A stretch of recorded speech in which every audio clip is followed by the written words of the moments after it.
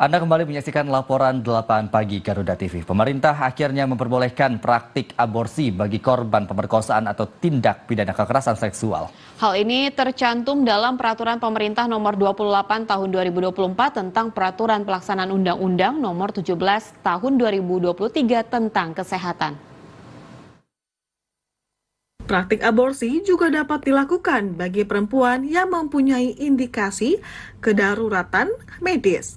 Adapun yang dimaksud dengan indikasi kedaruratan medis itu adalah kehamilan yang mengancam nyawa dan kesehatan ibu dan atau kondisi kesehatan janin dengan cacat bawaan yang tidak dapat diperbaiki, sehingga tidak memungkinkan hidup di luar kandungan.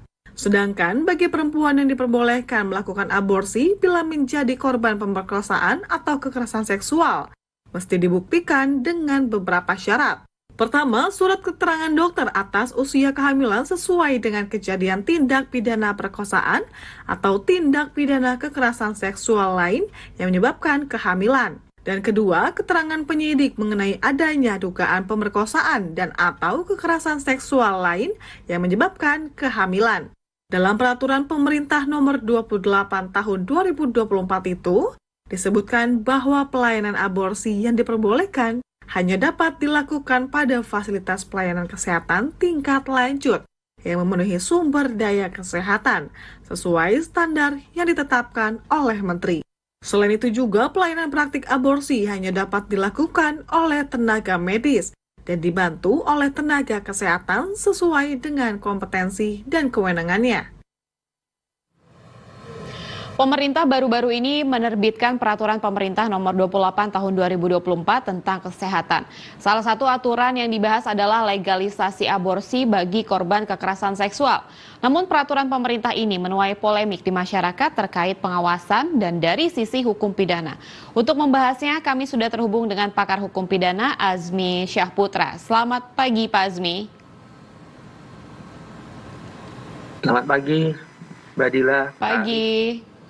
Pak Azmi, kan ini ada beberapa advokat atau juga pengamat hukum ini yang menilai aborsi legal yang resmi diteken Presiden Jokowi ini lewat Peraturan Pemerintah Nomor 28 Tahun 2024 tentang kesehatan akan sulit diimplementasikan.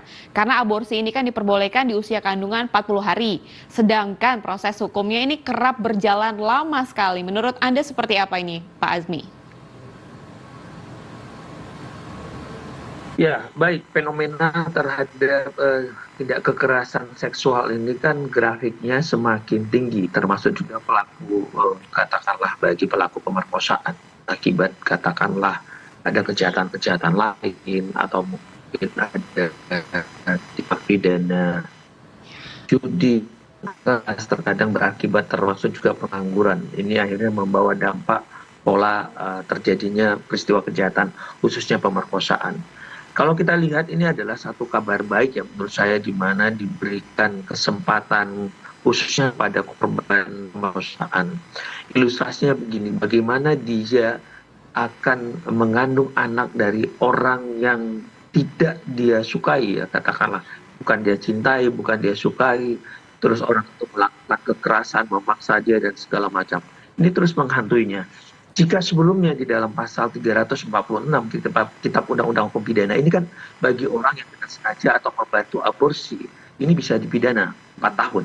Tapi akhirnya bagaimana orang-orang yang seperti dalam keadaan dan faktanya yang seperti kita bilang tadi, dia adalah korban pemerkosaan dari seorang laki-laki yang tidak bertanggung jawab, laki-laki yang tidak mau jelas nanti masa depannya, akhirnya dibikinlah pengecualian di dalam undang-undang tersebut, termasuk dalam PP 28 tahun 2024. Di dalam PP 28 2024 termasuk juga nanti dicantolkan di dalam pasal 463 Undang-Undang atau Kitab Undang-Undang Hukum Pidana Nasional kita baru nanti yang akan diberlakukan 2026, ini diberikan satu celah, yaitu pengecualian.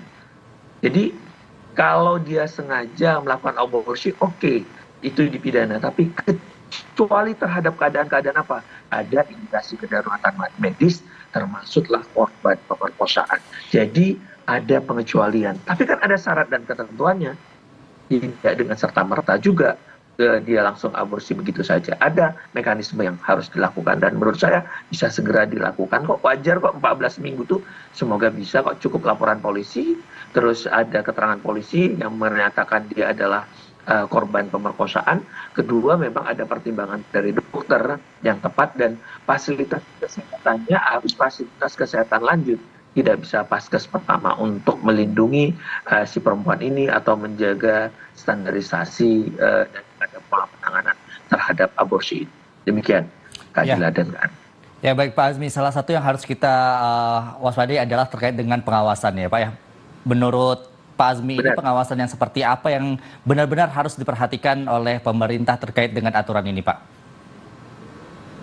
Ya, pengawasan kan tadi sudah ada pintu syarat yang ditentukan oleh undang-undang, gitu loh. Jadi tidak bisa serta-merta orang mengklaim saya adalah korban pemerkosaan, gitu loh.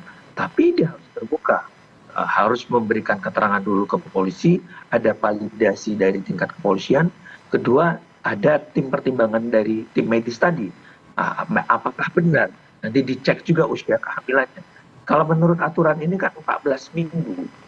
14 minggu bisa kita bayangkan misalnya hari kejadian itu menjelang mungkin 4 bulan kurang ya, kira-kira 14 minggu, 3 bulan lebih. Itu kan orang sudah bisa berpikir dari hari kejadiannya untuk menentukan dan mengambil langkah-langkah yang tepat, ya sehingga diharapkan laporan polisi bisa selesai, pertimbangan dari tim medis tadi juga bisa disiapkan. Kedua, selanjutnya tadi paskes tidak lanjut juga bisa disiapkan. Kira-kira itu. Baik, Pak Azmi, kalau misalnya kita bicara soal legalnya aborsi ini berarti kan artinya menghilangkan hak atau nyawa calon bayi gitu ya. Walaupun tadi Pak Azmi juga bilang ini menurut Pak Azmi ini merupakan Hal yang wajar hal saja. yang wajar dan juga ini katanya mementingkan pihak perempuan. Padahal di satu sisi kalau misalnya kita melihat dari psikis dan juga fisik dari perempuan, dia menjadi korban pelecehan seksual sampai hamil, bahkan harus mengaborsi gitu ya Pak. Ini kan merupakan sesuatu yang sangat merugikan perempuan. Ditambah lagi dia harus kehilangan bayinya walaupun bayi itu tidak diinginkannya. Tapi balik lagi, apakah ini tidak melanggar hak hidup dari bayi tersebut? Oh, makanya tadi ada pertimbangan bukan hak hidup atas bayi. Siapa sih yang mau jadi korban kejahatan? Karena itu tadi kan selama ini udah dia jadi korban kejahatan si perempuan tersebut, terus misalnya dia mengambil tindakan katakanlah aborsi, terus misalnya bayinya meninggal katakanlah begitu, akhirnya yang dihukum adalah perempuan. Betul. Kasihan banget ini kepada perempuan yang udah korban pemerkosaan, terus mau mengambil karena dia tidak inginkan, malah dia yang akhirnya dipenjara lama, apalagi itu direncanakan, nanti akan diancam dengan pembunuhan berencana yang lebih berat. Padahal pelakunya mungkin bisa hanya dihukum berapa bulan atau berapa tahun, bisa juga nanti kabur dari lapasnya misalnya begitu. Lah akhirnya kan lagi-lagi yang dirugikan adalah perempuan. Betul. Jadi seperti yang tadi kita bilang, ini adalah ruang bagi korban yang korban pemerkosaan dan indikasi terhadap tindak pidana kekerasan seksual. Jadi clear, ada batasan undang-undang. Jika Anda memang adalah korban, negara harus mengambil tanggung jawab ini, gitu loh. Jadi jangan dibebankan kepada warga negaranya. Ini kan tanggung jawab negara juga yang dia tidak bisa melindungi warganya, hak keamanan, situasi keamanan. Jadi negara memberikan ruang.